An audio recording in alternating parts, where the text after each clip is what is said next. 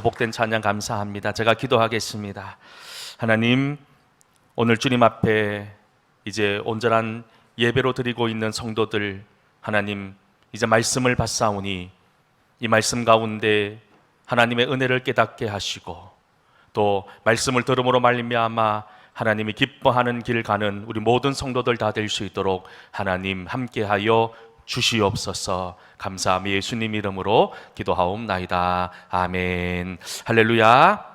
우리 옆에 분들과 한번 인사했으면 좋겠습니다. 보고 싶었습니다. 한번 인사했으면 좋겠습니다. 한 번 더 인사할까요? 사랑합니다 라고 한번 인사했으면 좋겠습니다. 네, 우리 속에 사랑이 충만할 수 있기를 주의 이름으로 간절히 소망합니다. 여러분, 성경에는 몇 명의 이름이 나오는 줄 아십니까? 정확하게 이름으로 기록되어져 있는 사람이 2,000명이 조금 안 되는 많은 사람들의 이름이 성경에 기록이 되어져 있어요. 그런데 우리가 말씀을 읽다 보면 거라사의 광인, 로마의 백부장, 혈루증을 앓은 여인, 사마리아 여인과 같이 이름이 나오지 않는, 그렇게 이름은 나오지 않지만 우리 성도들에게 큰 은혜와 도전을 주는 많은 사람들을 우리는 만날 수 있습니다. 성경에 이런 사람들의 구체적인 이름, 실제적인 이름이 나오지 않는 이유는 예수님께서 어느 한 개인에게 집중하시기보다는 그들이 행한 모든 귀한 믿음의 모습들에 더 집중하기를 원하셨기 때문이겠지요. 하지만 우리가 오늘 누가복음 19장 말씀을 읽으면서 오늘 본문 말씀에는 삭개오라고 하는 사람의 이름이 아주 정확하게 기록이 되어져 있습니다.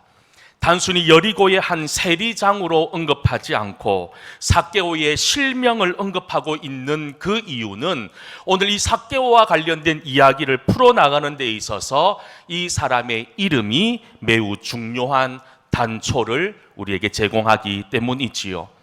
뿐만 아니라 오늘 말씀을 보면 성경은 삭개오라고 하는 이름 외에도 삭개오와 관련된 여러 가지 정보들을 우리에게 아주 구체적으로 제공하고 있습니다. 오늘 본문 2절, 3절에 보면 이렇게 기록이 되어져 있습니다. 삭개오라 이름하는 자가 있으니 세리장이요 또한 부자라. 그가 예수께서 어떠한 사람인가 하여 보고자 하되 키가 작고 사람이 많아 할 수 없어 라고 말입니다. 말씀에 보면 삭개오라는 이름 외에도 이 삭개오가 세리장이었고 부자였다는 사실과 또 키가 작은 사람이었다라고 하는 아주 구체적으로 이 사람의 이력과 프로필을 소개하고 있다는 겁니다. 어떻게 보면 이렇게 구체적으로 말씀하고 있는 것은 이 삭개오의 삶이 어떠했는지를 우리에게 말해주고 있는 것이지요. 우리가 이 삭개오에 대해서 알아보기 전에 오늘 이 이야기의 배경이 되고 있는 여리고가 어떤 곳인지를 먼저 살펴봐야 될 것 같습니다. 이스라엘 백성들 출애굽에 성공했습니다. 440년 노예로 살다가 모세의 인도로 출애굽에 성공했지만 광야 40년의 세월을 보내야만 했습니다. 이제 그 광야 40년의 시간을 보내고 요단강을 건너 가나안 땅에 들어가 본격적인 정복 전쟁을 치르게 되는데 가장 먼저 이스라엘 백성들이 요단을 건너 맞닥뜨린 곳이 바로 이곳 여리고였습니다. 이 여리고성은 이스라엘 백성들이 가진 능력으로 도저히 정복할 수도 감당할 수도 없는 그런 곳이었습니다. 거대한 장벽과도 같았던 여리고성, 그 여리고성 앞에서 이스라엘 백성들 세상의 방법이 아니라 하나님 말씀에 순종함으로 무너질 것 같지 않았던 여리고성이 무너지는 놀라운 기적을 경험했다는 거지요. 그리고 그 무너진 여리고성을 향해서 하나님의 말씀이 선포됩니다. 어떤 말씀이 선포되었냐면 여호수아서 6장 26절 말씀에 이런 말씀이 기록이 되어져 있어요. 우리 같이 한번 여호수아서 6장 26절 말씀을 천천히 함께 읽어보겠습니다. 여호수아가 그때에 맹세하여 이르되 이 여리고성을 건축하는 자는 여호와 앞에서 저주를 받을 것이라. 그 기초를 쌓을 때에 그의 맏아들을 잃을 것이요 그 문을 세울 때에 그의 막내 아들을 잃으리라 하였더라. 아멘.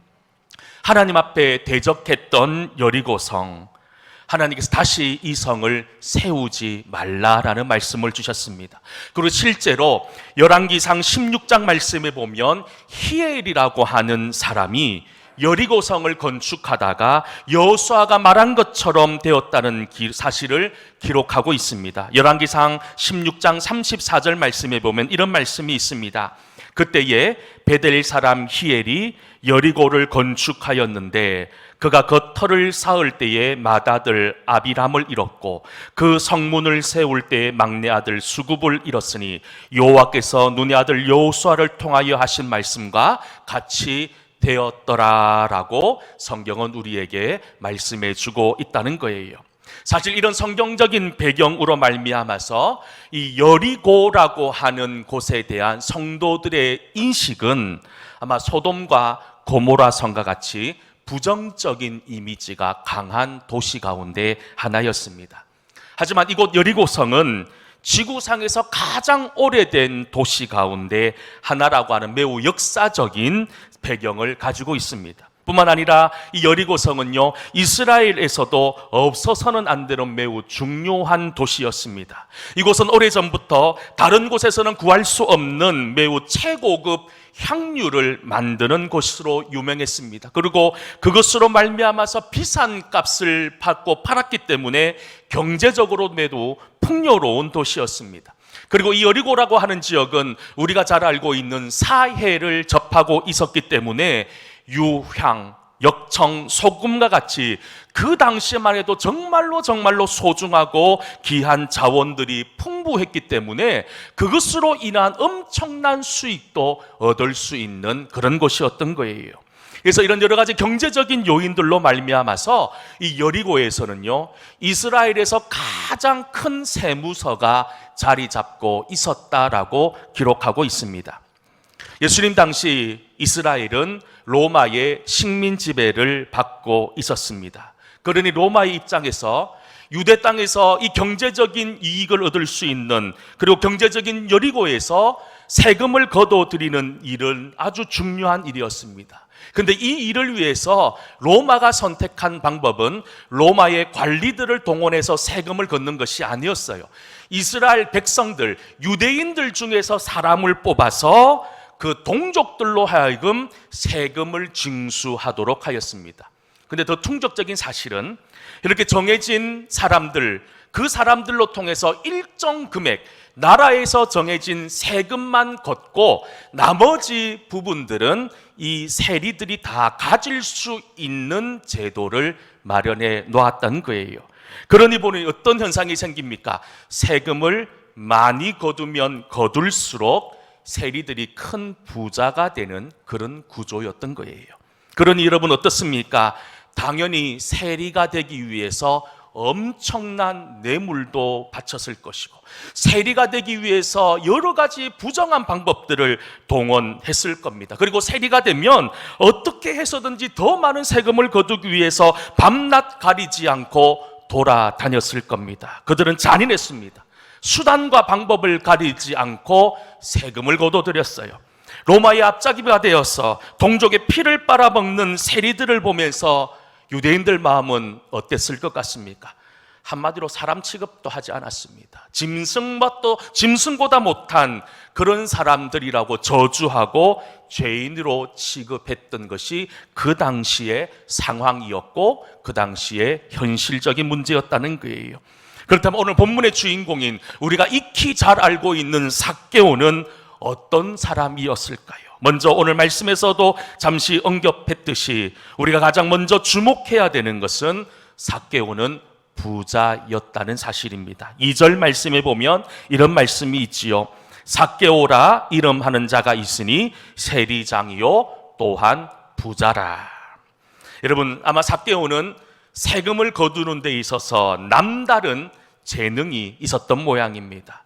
세금 앞에서 동족도 없었습니다. 체면도 없었습니다. 피도 눈물도 없는 시간들을 보내었습니다. 그리고 삭개오는 남들보다 뛰어난 실적으로 이런 나이에 세리의 대표, 그 세간의 가장 높은 자리 세리장에까지 올라갈 수 있었던 거예요. 욕을 먹을지언정, 내가 얻고 싶은 것만 얻으면 된다고 하는 악착 같은 냉혈안이 되어버린 것이 바로 이 삭개오였다는 거예요. 그리고 삭개오는 대골 같은 집에 온갖 비싼 장식품들이 집안에 가득했을 겁니다. 비싼 옷을 입고 다녔고 음식도 아주 고급 음식들만 먹지 않았겠습니까? 어떻게 보면 사람들에게 비난받을지는 모르겠지만 세상적인 기준만을 놓고 본다면 삭개오는요, 돈도 있습니다. 지위도 있습니다. 권세도 있습니다. 우리가 가지고 싶은 이 세 박자를 모두 다 갖추고 있는 나름 성공한 사람이라 할 수 있다는 겁니다. 그리고 성경은 삭개오를 향해서 키가 작았다라고 소개합니다. 그가 얼마나 키가 작았는지는 잘 모르겠지만 사실 키가 작았다는 것은 그에게 많은 컴플렉스가 있었다라고 짐작할 수 있습니다. 열등감에 사로잡혀 살았던 사람이에요. 그래서 이 열등감, 이 컴플렉스를 감추기 위해서 자기가 하는 일에 더 많이 열심을 했고 또 점점 세상의 노예, 물질의 노예가 되어 갔다는 겁니다. 사실 여기서 중요한 것은 삭개오라고 하는 이름의 뜻입니다. 여러분, 우리가 잘 알고 있는 삭개오, 그 이름의 뜻이 무엇으로 알고 계십니까? 삭개오라고 하는 이름의 뜻은요, 의로운 사람이라고 하는 너무너무 좋은, 너무너무 멋있는 이름을 가진 사람입니다. 그의 부모가 아들이 태어났습니다. 사랑스러운 아들이 태어나는 것을 보면서 하나님의 뜻을 따라 의로운 삶을 살기를 소망하며 그의 이름을 삭개오라라고 지었다는 거예요. 그런데 여러분, 삭개오가 태어났을 때 이스라엘은 어땠습니까? 로마의 식민지배 아래 있었습니다. 여러분, 로마의 식민지배 아래 살고 있었던 청년들에게 사라져버린 단어들이 있습니다. 바로 꿈과 희망이라는 단어였습니다. 이렇게 사는 것, 아무런 희망도 아무런 꿈도 없는 젊은 시절을 보내었습니다. 삭개오도 그런 청년이었던 거예요. 아무런 꿈도 펼칠 수 없었던 그 시대에 삭개오는 결심합니다. 이 더러운 세상, 돈이라도 한번 많이 벌어서 편안하게 한번 살아보자라고 하는 것이 삭개오의 마음이었던 거예요. 삭개오는 세상의 높은 벽과 세상이 주는 달콤한 유혹으로 인해서 의로운 사람의 길이 아니라 그와 아무 상관없는 세상의 길을 걷기 시작했다는 겁니다. 그런데 이상합니다.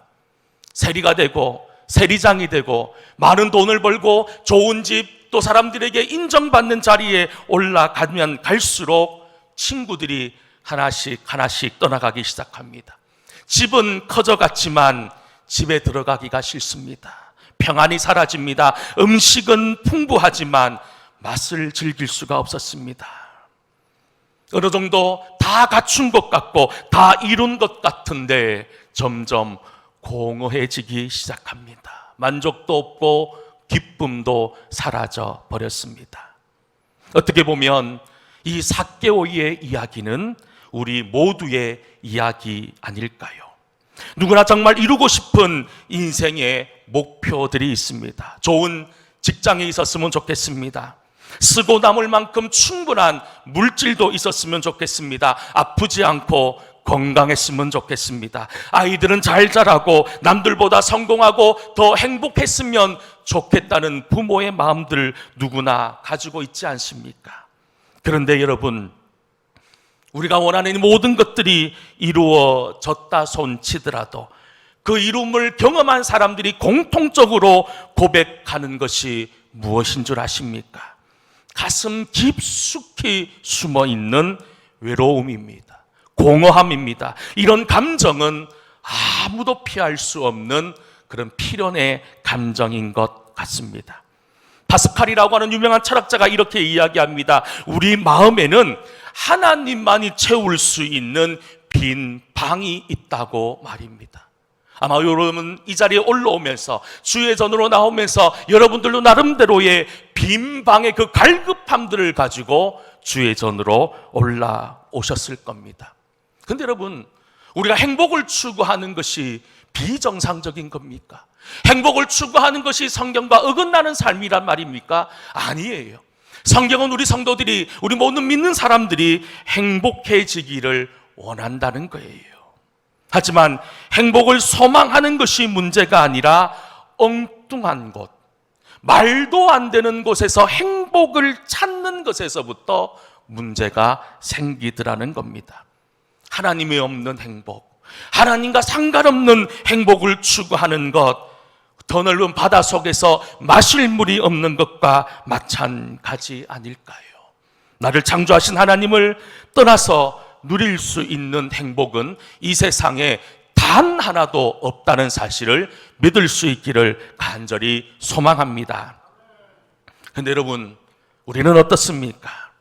인생의 공고함 속에 헤매고 있는 이 삭개오를 보면서 혹여나 삭개오의 조건, 삭개오가 누리고 있는 이 세상의 만족들이 부러워 보이지는 않으십니까? 이런 세상의 것들, 삭개오가 가지고 있는 것들이 매력적으로 보이지는 않으시는지요? 삭개오가 있는 높은 자리, 물질의 풍요로움만을 소망하면서 이 세상 사람들이 그토록 소망하는 그곳을 향해서 올라가려고만 하고 있지는 않는지요? 지금 삭개오는 답답하고 힘들고 외로웠습니다. 이런 인생의 공고함 가운데 삭개오에게 한 이야기가 들려옵니다. 예수에 대한 이야기였습니다. 예수님이 죽은 사람도 살리더라는 이야기를 듣습니다. 말할 수 없는 엄청난 기적들을 행한다는 이야기도 들었습니다. 그런데 그 기적을 행했던 예수라고 하는 분이 여리고로 온다는 이야기였습니다. 매우 기대가 되었습니다. 삭개오의 마음속에 어떤 무엇인가 마음이 움직이기 시작합니다. 이분을 만나면, 이분을 만날 수만 있다면 나이가 가지고 있는 이 인생의 질문에 대한 해답을 얻을 수 있을 것이다라고 하는 그런 말할 수 없을 어떤 희망이 보이기 시작했다는 거예요. 정확히 무엇에 대한 열망이 있는지는 모르겠습니다. 예수님만 만날 수 있으면 아마 지금보다 더 행복해질 수 있지는 않을까, 더 나은 삶을 살 수 있을까 하지 않는 그런 막연한 기대감이 그에게 찾아왔다는 겁니다. 예수님께서 여리고에 오셨습니다. 그런데 예수님께 나아갈 수 없었습니다. 두 가지 장애를 만난 거지요. 오늘 본문 3절은 이렇게 우리에게 이야기하고 있습니다. 우리 3절 말씀을 같이 한번 읽어 보겠습니다. 예수께서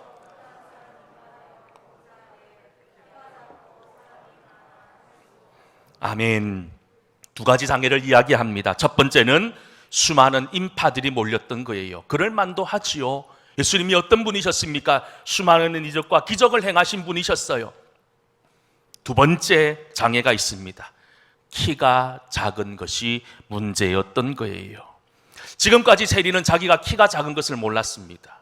왜냐하면 키와 상관없는 권세를 가지고 있었기 때문에, 그가 가지고 있는 수많은 물질들 때문에 이 작은 키가 아무 상관없는 인생을 살았어요.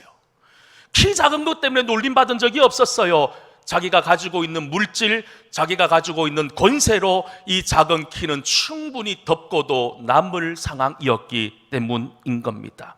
그런데 막상 예수님을 만나려고 하니 지금까지 느끼지 못했던 나의 작은 키가 문제가 되기 시작한다는 겁니다. 삭개오 어떤 사람이었습니까? 자기가 가지고 싶은 것은 어떤 수단과 방법을 가리지 않고도 누리려고 했던, 그것을 쟁취하려고 했던 사람이었습니다. 예수님을 만나기 위해서 그는 지금까지 살아왔던 삶의 모습을 그대로 우리에게 보여줍니다. 그는 수단과 방법을 가리지 않았습니다. 자신의 목적을 이루기 위해서 내가 세리장이라고 하는 그 체면까지 내려놓고 나무 위로 올라갔다는 겁니다. 나무 위로 올라간 거예요. 저는 예전부터 이 삭개오의 설교를 들어오면서 가장 많이 들었던 설교의 내용이 뭐냐 하면 나무 위에 올라간 삭개오의 믿음을 본받으라라는 이야기였습니다. 아마 여러분들도 그런 이야기들을 많이 들으셨을 거예요. 아마 오늘 제가 이 삭개오의 이야기를 하면서 나무 위에 올라간 삭개오를 본받으라 뭐 이런 내용의 설교를 하실 거라고 짐작하신 분도 있으실 겁니다. 하지만 저는 나무 위에 올라간 삭개오의 열심과 행동을 믿음이라고 말할 수 없다고 생각합니다. 왜냐하면 지금 나무 위에 올라간 삭개오의 모습, 이것은 우리가 본받아야 될 믿음의 모습이 아니기 때문입니다.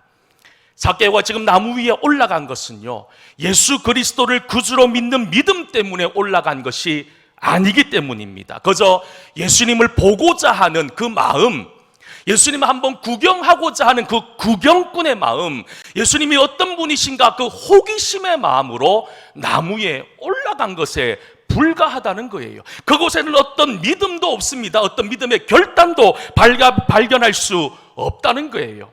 아마 삭개오는 나무 위에 올라가면서 불편한 마음으로 올라갔을 거예요. 에이, 왜 나는 이렇게 키가 작을까? 그리고 거추장스러운 옷을 입고 나무 위에 올라갈 때 그는 투덜투덜대면서 올라갔을 거예요. 그 사람들이 자신을 바라보면서 야, 저 세리장이 나무 위에 올라간다, 한번 봐봐, 구경거리가 생겼다라고 하는 그 사람들의 이목이 부담스럽고 싫었을 겁니다. 지금 삭개오에게 필요한 것은 신장이 아니었습니다. 작은 키가 커지는 신장이 아니라 예수님을 온전히 만날 수 있는 심장이 그에게 필요했던 거예요. 나무 위에 올라갈 때만 해도 그는 부족한 신장을 받던 거예요.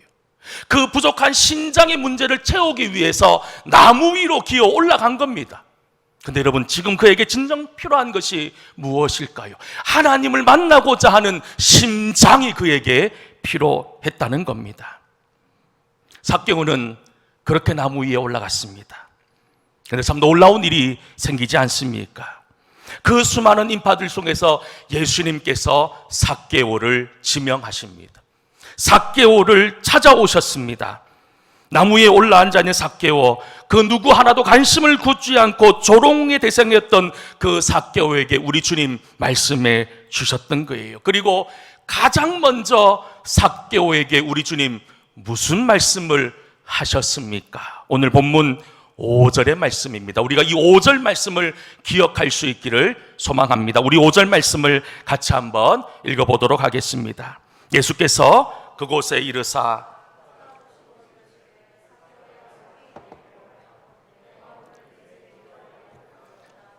아멘. 삭개오가 올라간 나무 아래에서 우리 지금 삭개오에게 손을 내미셨습니다. 그러면서 내려오라라고 합니다. 인생의 나무에서, 너의 고집의 나무에서, 너의 욕심의 나무에서 너를 지으신 내 하나님 앞으로 내려오라는 겁니다. 그 나무 위에서 더 이상 외롭게 있지 말고 나에게 내려오라는 하나님의 초청의 말씀 아닙니까? 앞에서도 말씀드렸습니다. 지금 삭개오가 올라가 있는 그 나무는 주님을 만날 수 있는 곳이 아니라 그저 주님을 구경하고 바라볼 수밖에 없는 곳이었기 때문인 것이었죠. 우리가 나무 위에서 내려와야 하는 이유는 나무에서 내려와야 주님을 만날 수 있기 때문입니다. 주님께서 삭개오에게 내려오라고 말하는 이유가 무엇입니까? 그저 구경만 하지 말고 어서 내려와서 나를 만나자는 거예요. 나와 함께 하자는 거예요. 그러면서 오늘 밤 내가 너의 집에 함께 거하겠다라는 말씀을 주고 있다는 겁니다. 삭개오야, 내려오라. 내가 오늘 내 집에 머물러야 하겠다. 여러분, 삭개오의 믿음이 무엇일까요? 나무에 올라간 것이 믿음이 아니라 그 올라간 나무에서 내려오는 것이 믿음인 겁니다. 여러분, 그 믿음의 조화, 믿음의 의미를 아시겠습니까?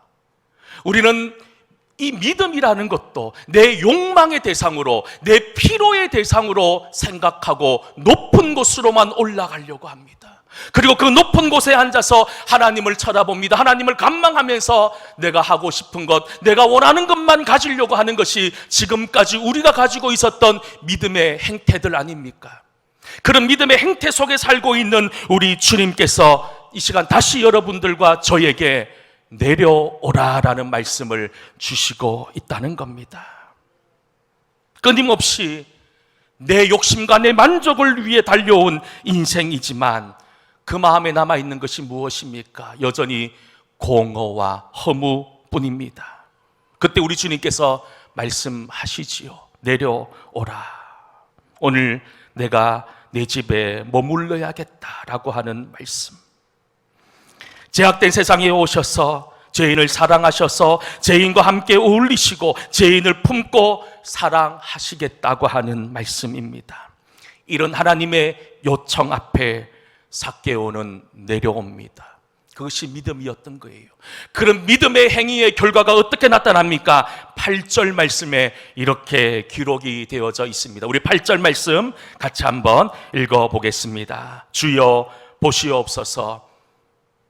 내 소유의 절반을 가난한 자들에게 주겠사오며 만일 누구의 것을 속여 빼앗은 일이 있으면 내 갑전이나 갚겠나이다. 여러분, 이것이 바로 나무에서 내려온 삭개오가 예수님에게 드리고 있는 말씀입니다. 지금 삭개오가 예수님을 만나기 전까지 그의 인생을 지탱해 주고 있었던 것이 무엇입니까? 바로 물질이었습니다.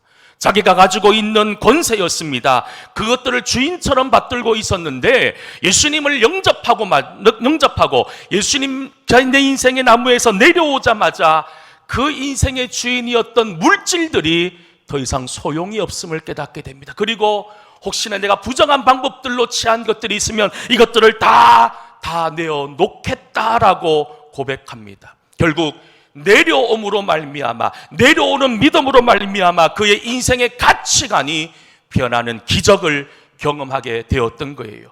그 인생의 나무에서 내려오니 그가 지금까지 추구했던 기쁨의 원인과 이유가 달라졌다는 거예요.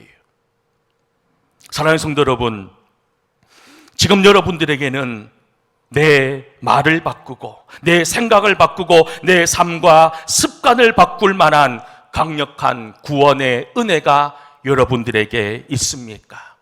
삭개오처럼 지금 여러분들이 올라가 있는 나무에서 내려올 준비가 되어져 있습니까? 내려올 마음이 있으십니까? 우리는 여전히 나무 위에 앉아 있습니다.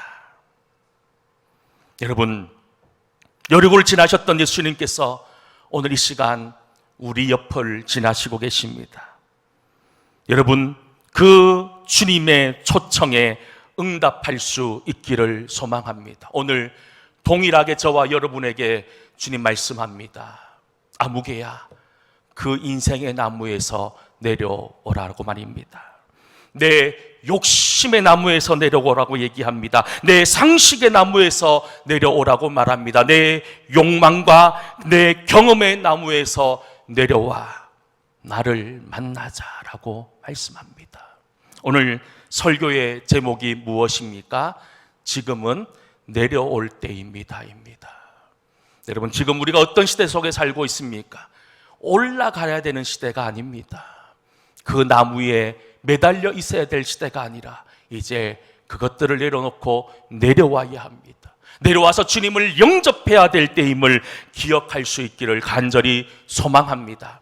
다시 한 번 더 주님께서는 여러분들을 초청하십니다. 내려오라고 말입니다. 그 주님의 초청의 말씀에 속히 응답하고 내려올 수 있는 믿음의 사람 될 수 있기를 주의 이름으로 간절히 축원합니다. 기도하겠습니다. 은혜로우신 아버지 하나님, 지금은 내려올 때임을 기억하며 더 이상 인생의 나무 위에 앉아있지 않게 하여 주시옵소서. 주님, 내려오길 원합니다. 내려오는 결단이 우리 속에 있기를 소망하오. 하나님 함께하여 주시고 인도하여 주시옵소서. 예수님 이름으로 기도하옵나이다. 아멘.